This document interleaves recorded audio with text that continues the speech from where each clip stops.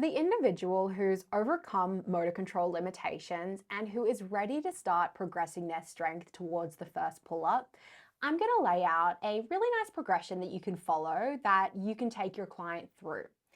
Now, I'm going to lay out the actual performance of the movement and then goals at each stage along the way, but please do make sure that you reference your notes for some more specific program design examples and notes on progression that are going to help you personalize the timeline as you take your client through each stage of the movement.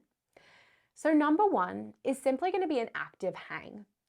As a goal, I like to see a client be able to hold an active hang for at least 60 seconds.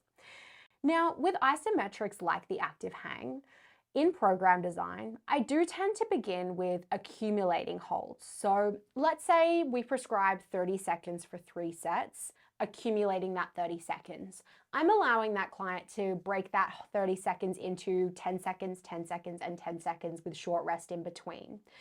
We want to make sure that we give them adequate time under tension, and if a client is only able to hold an active hang for like 7 or 8 seconds, they're not going to get a huge amount of that volume, that time under tension from 3 sets of a 7-second active hang. So that's where I find that accumulating strategy to be very helpful in program design. Once they're capable of holding, call it around a 30-second mark, there's no hard and fast rules. I'll then shift into something like an AMRAP, or as many seconds as possible, however you want to term it, where the intention of each set is to hold for a maximum amount of time, or perhaps for a maximum amount of time, 2 to 5 seconds away from failure per set, until they're capable of holding for 60 seconds and even repeating that a couple of times. If you find that your client's unable to hold an active hang on the bar for any duration, you're going to want to just take a little step back and start with toe-assisted variations where they are essentially holding an active hang but deloaded by taking some of the weight through their body. If even that is a little bit too much of a struggle for them, think outside the box. They're not quite ready to move on to the bar itself, and just perform horizontal and vertical pulling exercises like a dumbbell or a barbell row or like a lat pull down. Build a good base of strength there before you progress them onto that active hang. We won't spend a lot of time talking about that like absolute beginner who again isn't ready to hang on a bar for any period of time in this class, but use the principles that you know to build a base of strength for them. Next up, we have the chin over the bar hold, which is the top position of the pull-up, holding that nice, strong isometric. As a goal, I like to see somewhere in that 30 to 60 second range for a chin over the bar hold before we move on from this stage. Again, it's not a perfect hard and fast rule that they have to be able to hold for 60 seconds, but this gives you somewhere to be able to aim for with each one of your clients. The progression for this chin over the bar hold is going to be very similar to that active hang in that you can begin with accumulating holds and then move on to as many seconds as possible in that hold. Again, do it for sets and make sure that with progression, your goal is to increase time as the weeks tick by. Something fun you can do with a chin over the bar hold is actually have variation in grip. And I tend to move from a supinated to a neutral to a pronated grip. Supinated being palms facing you, neutral grip being palms neutral, and then pronated being palms facing away. You may find that with clients, they actually have an easier time in that supinated position, followed by the neutral, then the pronated. So it can be a nice way to build some volume, starting with the more or the less challenging supinated, and then eventually moving to that pronated, which would be the standard for a typical pull-up. So that is our chin over the bar holds. Now, we've gotten strong in the top and bottom position of the pull-up. Next, we're going to have our client move on to an eccentric pull-up, which is going to be the lowering phase. Essentially, with an eccentric pull-up, we're asking them to enter the top position with assistance so they can jump up, they can use a box, they can step up to that top position. And then with control, they're going to lower their body from the top to the bottom, making sure they reach full extension at that bottom position.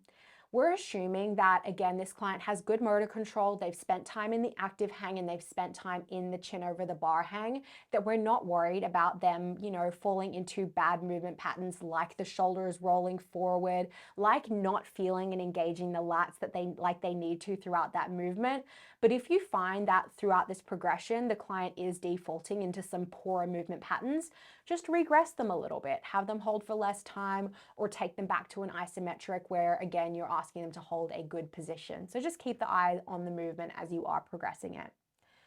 With the eccentric pull-up, a goal I have for my clients is to build them towards 5 to 10 reps with roughly a 5 to 6 second eccentric throughout that movement. So that's a great amount of control and a large amount of volume that you're going to want to work them towards. With progressing the eccentric pull-up, you're going to start with a lower number of repetitions as well as a lower eccentric number of seconds. So you may start with like a 2 or 3 second eccentric and then move towards that 5 to 6 second eccentric. Once they can perform a nice controlled 5 to 6 second eccentric for multiple reps, you can then extend out the reps until you hit somewhere in that 5 to 10 range. So that is our eccentric pull-up. Once they're capable of doing that eccentric pull-up for the 5 to 10 reps with their body weight alone, it's time to add some weight. So you're going to take out a weight belt, you're going to pop it on them, and you're going to have them do a weighted eccentric pull-up. For a goal, I like to add around 5 to 15% of body weight, and again, have them perform it for 5 to 10 repetitions with a 5 to 6 second eccentric per repetition. You're going to first increase reps. So let's say you start with 5% of their body weight in external load. Work from doing a couple of repetitions to 5, 6, 7, 8 repetitions with that external load. And then over time, you can actually begin to increase that external load. So you may add 10% of body weight on that weight belt and then have them do it for 5, 6, 7, 8, 9, 10, progressing reps from week to week.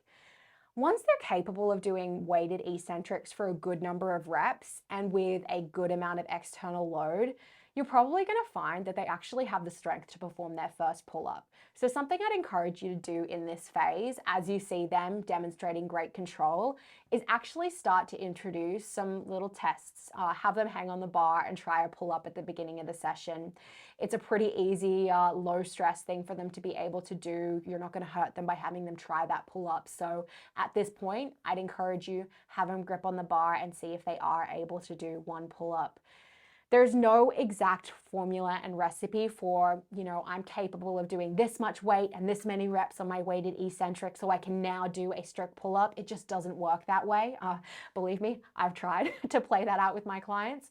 But again, it's probably in this phase that they're going to be really close to achieving that. There are a couple other progressions that we can use in tandem with our isometrics and then our eccentrics to be building strength in the pull-up as we go. The first one is going to be machine-assisted variations of the strict pull-up. I love a machine-assisted pull-up. Unfortunately, unless a client is working at a commercial gym or a gym that has a great amount of equipment, they may or may not have access to it. But if they do have access to a machine-assisted pull-up, use it in tandem with eccentrics. So one day they might be doing their eccentric pull-ups or weighted eccentrics. On day 2, you may be having them do a machine-assisted variation. The goal with the machine-assisted variation will be to start with greater assistance and then over time reduce that amount of assistance. So they're essentially performing a pull-up with a little bit or no assistance at all. If your client doesn't have access to a machine to perform assisted pull-ups, you can have them use a toe-assisted or a jumping pull-up variation. With our toe-assisted pull-up, you're going to ask the client to use as little assistance as possible, pushing through the ground to be able to perform the assigned amount of repetitions for that pull-up. And the goal with that toe-assisted pull-up is to reduce the assistance of the legs as the weeks progress.